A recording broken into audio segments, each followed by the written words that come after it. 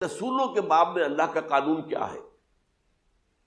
اگر کسی قوم کی طرف رسول کو بھیجا اور اس قوم نے بحیثیت مجموعی انکار کر دیا، رد کر دیا، ریجیکٹ کر دیا، پوری قوم ہلاک، اور رسول اور اس کے جو چند ساتھی ایمان لے آتے تھے وہ وہاں سے ہجرت کر کے چلے جاتے تھے۔ لیکن ہجرت کر کے جاتے تھے تو اس کے بعد کسی اور مقام پر کریں گے اہل نظر تازہ بستیاں آباد، پھر وہاں پر ایک قوم انہوں نے جو ہے اپنا مرکز بنایا، ایک نئی امت کھڑی ہو گئی۔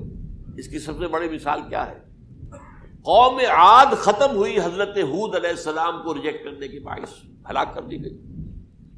حضرت ہود علیہ السلام اپنے ساتھیوں کو لے کر، یہ قوم عاد تھی عرب کا جزیرہ نما عرب کے جنوبی علاقے کے اندر، جو اب صحرا ہے، بہت بدترین صحرا ہے، الربع الخالی جسے کہتے ہیں، خالی ہے، وہاں کوئی زندگی کے آثار ہے ہی نہیں، نہ کوئی پتیاں ہیں، نہ کوئی گھاس ہے، نہ کوئی انسان ہے، نہ کوئی حیوان، کچھ نہیں۔ الربع الخالی بدترین صحرا ہے۔ وہ صحرا ایسا ہے کہ اس کے اندر کوئی چیز ٹکتی نہیں ہے، جو چیز اوپر ہوگی وہ دھستی چلی جائے گی، اندر چلی جائے گی۔ ورنہ عام صحرا کے اندر ریت کے اوپر اونٹ بھی چلتا ہے، انسان بھی چلتے ہیں، لیکن اس میں نہیں۔ تو یہاں پر قوم عاد جو ہے آباد تھی، اور اب جو ہے وہ سیٹلائٹ سے دیکھ لیا گیا ہے کہ قوم عاد کا جو بڑا بادشاہ تھا شداد، اس نے جو جنت بنائی تھی وہ موجود ہے، زیر زمین اسی صحرا کے نیچے دفن شدہ موجود، جس کو کہا گیا ہے الم تر کیف فعل ربک بعاد ارم ذات العماد التی لم یخلق مثلها فی البلاد۔ ایسے ایسے ستونوں والا جیسے پہلے دنیا میں بنے ہی نہیں تھے۔ وہ قوم عاد کی بڑی زبردست قوم تھی، قوم جبارین، لیکن یہ کہ اس کے بعد ہلاک ہو گئے۔ اب حضرت ہود اپنے مسلمان ساتھیوں کو لے کر نکل گئے، جزیرہ نما عرب کے مغربی کونے میں جا کر، شمال مغربی کونے میں آباد ہو گئے۔ وہاں ایک نئی قوم پیدا ہوئی، سمود۔ اب یہ اسلامی بستی بن گئی، لیکن اس کے اندر بھی پھر بعد میں زوال آیا، پھر وہاں نبی بھی آئے، لیکن اس کے بعد یہ کہ آخری رسول بھیجے گئے حضرت صالح، اور وہ بھی ہلاک ہوئے کیونکہ حضرت صالح کو انہوں نے رد کر دی۔ تو یہ میں نے مثال دی ہے آپ کو کہ رسول جو ہے وہ وہاں سے اگر ہجرت کرتا ہے تو ہجرت کر کے وہ یہ نہیں جان بچا کے جا کے گمنامی میں کہیں مر گیا، وہ تو جا کر اپنے ساتھیوں کو لے کر جائے گا، اور جا کر جو ہے وہاں پر جو ہے ایک نئی جگہ پر آباد ہوگا، ایک نئی تہذیب ابھرے گی۔ تو یہ تو نہیں ہوا، یہ گمنام ہو کر آ کر کشمیر میں مر گیا تو اس کی کیا حیثیت ہوئی؟ حضرت عیسیٰ علیہ السلام یا تو اگر ہجرت کرتے، یا جب انہیں معلوم ہو گیا تھا کہ میرے قتل کا فتویٰ ہو گیا ہے، تو آپ وہاں سے ہجرت کر سکتے تھے، لیکن اپنے ساتھیوں کو تو لے کر جاتے نا، اپنے حواریین کو لے کر جاتے، اور کہتے ہیں 12 حواریین کے علاوہ اور بھی کوئی 70 کے قریب لوگ تھے جو ان پر ایمان لائے تھے، ان کو لے کر جاتے، کسی جگہ جا کر آپ آباد ہوتے، وہاں ایک نئی جو ہے بستی بنتی، وہاں مسلمانوں کی ایک آبادی ہوتی۔ تو ان میں سے تو کوئی شے بھی نہیں ہوئی، بات ہی ختم ہو گئی۔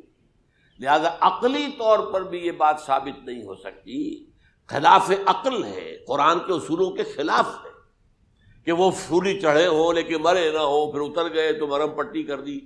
اچھا، کیا رومنوں کو اور یہودیوں کو پتہ نہیں چلا کہ مریم پٹی ہو رہی ہے اس کی اور عیسیٰ مرا نہیں ہے؟ اگر ان کے پتہ چل جاتا تو کیا وہ چھوڑ دیتے؟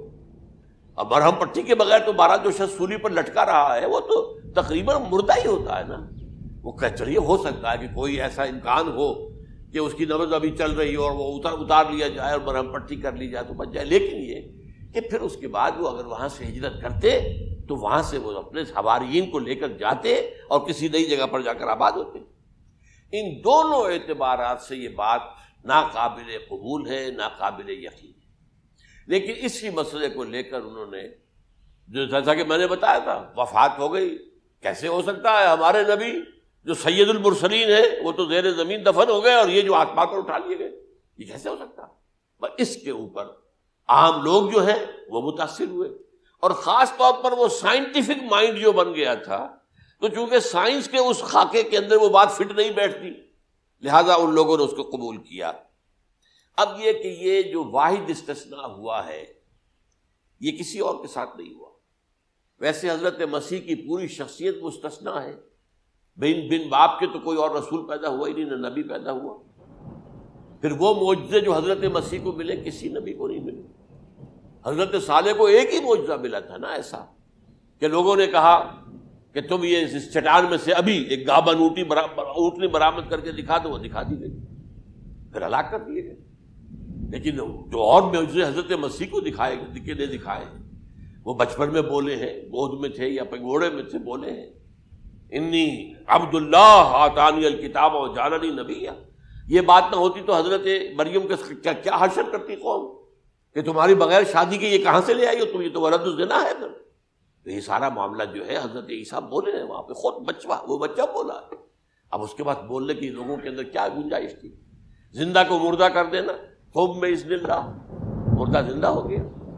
اور تخلیق حیات، ایک پرندہ بنانا گارے کا، پھونک مارنا اور اڑتا ہوا پرندہ بن جائے، ایک کوڑی کے جسم پر ہاتھ پھیرنا اور کوڑ ختم، ایک مادرزاد اندھے کی آنکھوں پر ہاتھ پھیرنا اور بینائی آ گئی۔ یہ سارے معجزات، مستثنا شخصیت، ان کا یہ استثناء کیوں کیا گیا؟ یہ بڑی تلخ بات ہے، یہ یاد کر لیجیے، کیونکہ یا تو قوم اسی وقت ہلاک کر دی جاتی جیسا کہ ہوا قوم نوح، قوم ہود، قوم عاد، قوم ثمود، قوم شعیب، یہ ہوا کہ نہیں ہوا؟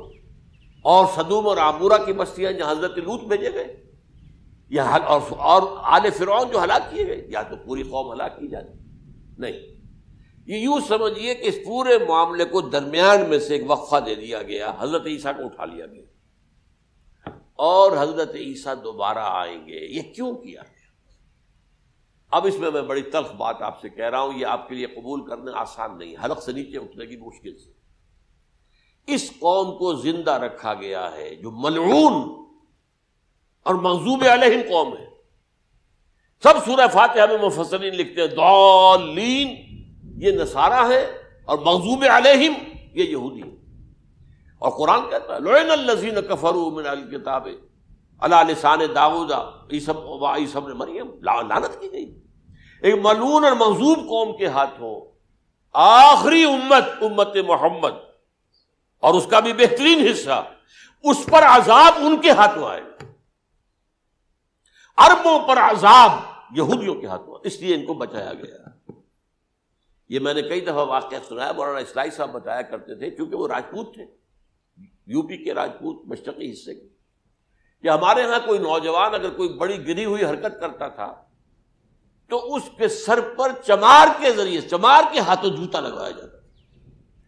اگر راجپوت کے سر پر راجپوت کا جوتا گرا تو چلو تکلیف تو ہوئی، لیکن یہ کہ راجپوت کا جوتا گرا ہے نا، پڑا ہے، لیکن راجپوت کے سر پر چمار کا جوتا، جس کو آپ انگریزی میں کہتے ہیں to add insult to injury, وہ تکلیف بھی ہے جوتا کھانے کی، اور انسلٹ ہے کہ ایک چمار مار رہا۔ یہ امت سب سے خیر امت ہے، کنتم خیر امت اخرجت للناس۔ اس کے لیے عذاب بھی بدترین آئے گا، اور کن پر آئے گا؟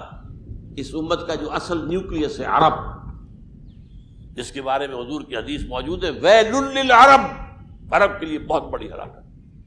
اور آج ہماری نظر میں آ رہا ہے وہ ملعون اور مغضوب علیہم قوم، ان کے سینے کے اندر خنجر کی طرح بھونکی گئی ہے، اور 30 کروڑ کے قریب عرب بے حمیتی، بے غیرتی، بزدلی، کمزوری، ذلت، مسکرت کی مثال بنے ہوئے۔ کوئی بول سکتا ہے اس اسرائیل کے خلاف؟ کوئی بول سکتا ہے؟ 30-35 لاکھ آدمی ہے اسرائیل کے اندر یہودی، اس سے زیادہ تو امریکہ میں 50 لاکھ کے قریب، کل 1.25 کروڑ آدمی ہے یہ یہودی پوری دنیا کے اندر۔